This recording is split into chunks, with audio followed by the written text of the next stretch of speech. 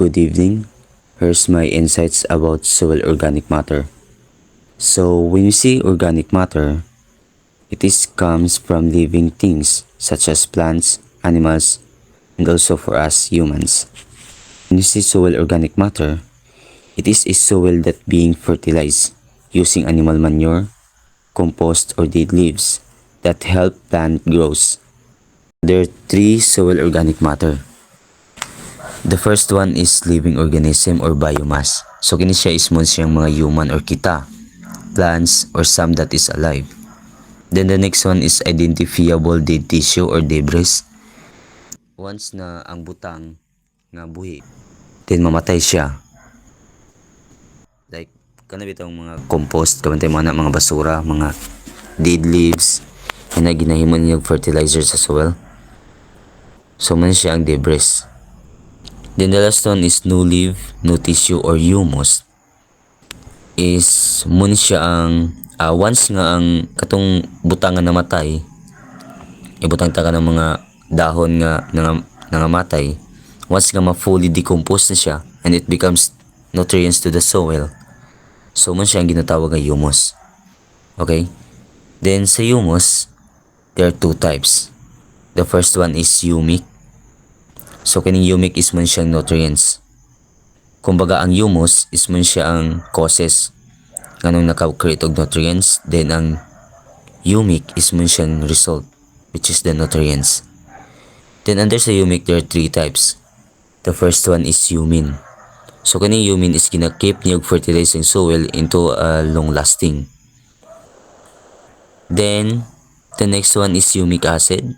So kini siya is gina-hold ra niya ang nutrients and water. And then the last one is fulvic acids. So kini siya is gina-deliver siyang nutrients quickly to the plants. So the last type of humus, which is non-humic. So kini siya gina-deliver niya ang nutrients quickly to the plants gyapon same as fulvic acid.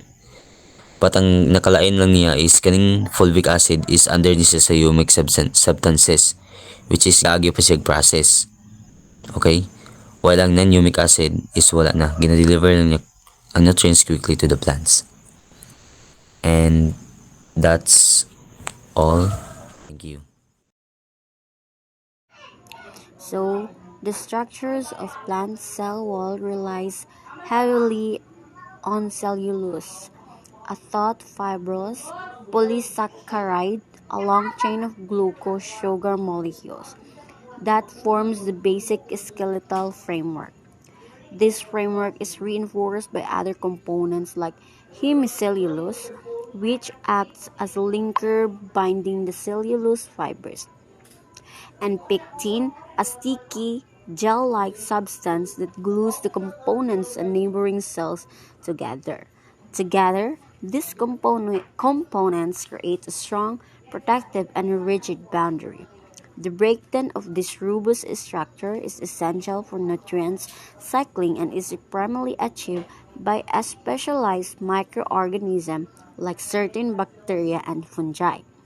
These microbes produce powerful digestive tools called cellulose enzymes. These enzymes act as molecular scissors, specifically targeting and breaking the strong chemical bonds that link the glucose units in the cellulose chain. By breaking down the cellulose into simpler glucose sugars, the microorganisms are able to consume them for energy and growth, effectively recycling the structural components of the plant cell wall and back into the environment. That will be all. Thank you. Microorganisms in cellulose breakdown. Cellulose is very hard to break down, so plants rely on microorganisms in the environment to decompose it. These microorganisms produce special enzymes that can cut cellulose into smaller, usable sugars. We have two main groups, fungi and bacteria. Fungi, like Trichoderma, Aspergillus, Penicillium, and Fusarium. These fungi are very active decomposers. They grow on dead plants and their enzymes help break cellulose into simpler sugars. Fungi are usually the main organisms responsible for decomposition in soil. The second is bacteria, such as Streptomyces, Pseudomonas, and Bacillus. These bacteria also help break down cellulose, especially in soil and in the digestive systems of animals. They assist in converting plant materials into nutrients that can be reused in the ecosystems. Thank you. Lignin compositions. Found of the wood tissues, lignin is a complex of polymer that is the key components of the cell wall of the plants, particularly in the wood tissue. So made of penopropane units. Lignin is composed of penopropane units, which are complex organic molecules, so high cross-link and variable. The structure of lignin is the high cross-link is providing rigidity to strength to the cell wall. It is also the variable composition depending of the plants and species and tissues type. So lignin composition, show and complex.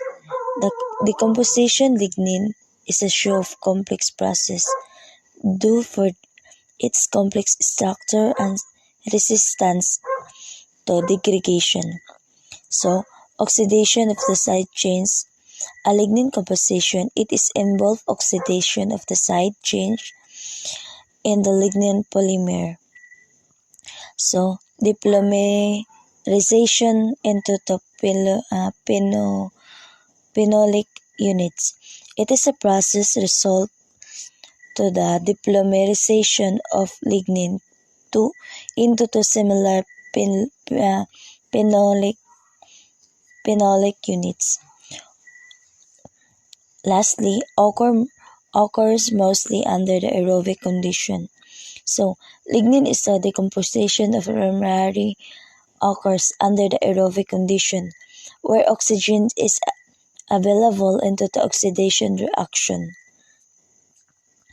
So, moleculous composition. Polymer is a hexoses, pentoses, and uronic acid. Hemicellulose is a composition of various sugar and including hexoses and carbon sugar, pentoses and carbon sugar, and uronic acid. So branches chains with 50 to 200 sugar units. The chains of hemicellulose are the branches of consist to 50 to 200 sugar units.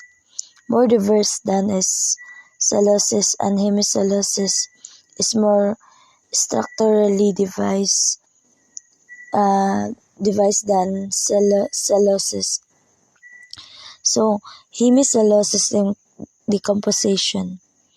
Rapid degradation, and hemicellulose is degrades more rapidly compared to the other cell wall and components. So begins the outside the cell. The composition of the process start the outside of the cell.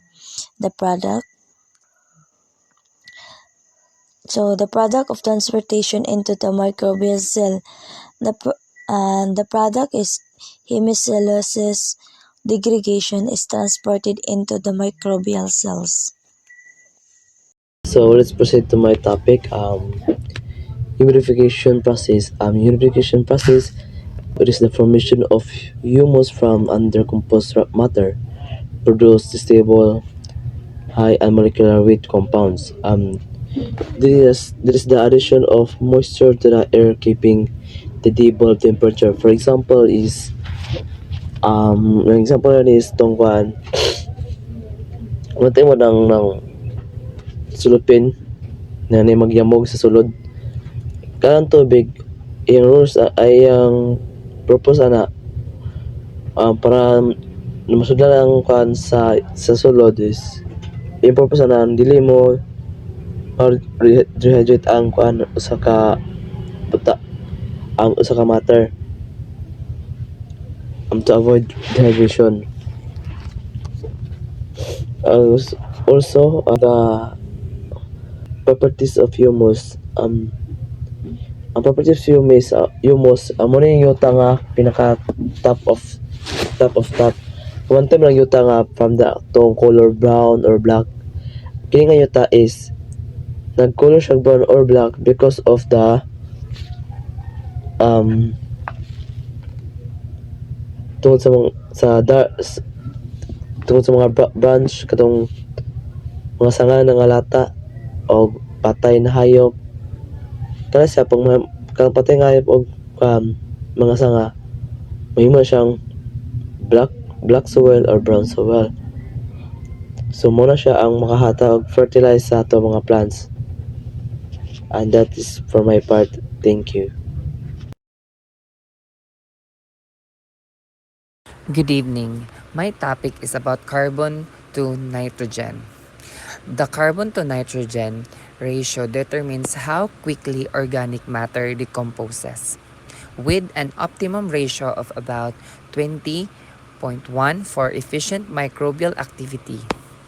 When the ratio is too high, over 30.1, decomposition slows because microbes lack enough nitrogen and temporarily immobilize it from the soil, reducing availability for plants. As materials break down, carbon is lost as carbon dioxide, and the carbon to nitrogen ratio naturally decreases, allowing decomposition to speed up and producing nutrient-rich, stable organic matter. My second topic is compost and composting. Compost and composting play an essential role in recycling organic waste into nutrient-rich soil amendment that improves soil and structure, fertility, and moisture retention. Composting is an aerobic process in which microorganisms break down organic materials such as plant residues, kitchen scraps, and animal manure into a humus-like substance called compost. By providing the right conditions for decomposition, including proper aeration, moisture, and a balanced carbon to nitrogen ratio, composting accelerates natural decay and transforms waste into a valuable resource. The finished compost acts as slow-release fertilizer, supplying nutrients over the time while enhancing soil health and supporting sustainable farming and gardening practices. So there are three stages of composting. Mesophilic stage is composed warm-ups 20 to 30, and the thermophilic stage is composed gets every hard about 30 and breaks down fast. Maturation stage is composed cools down and becomes stable and ready to use.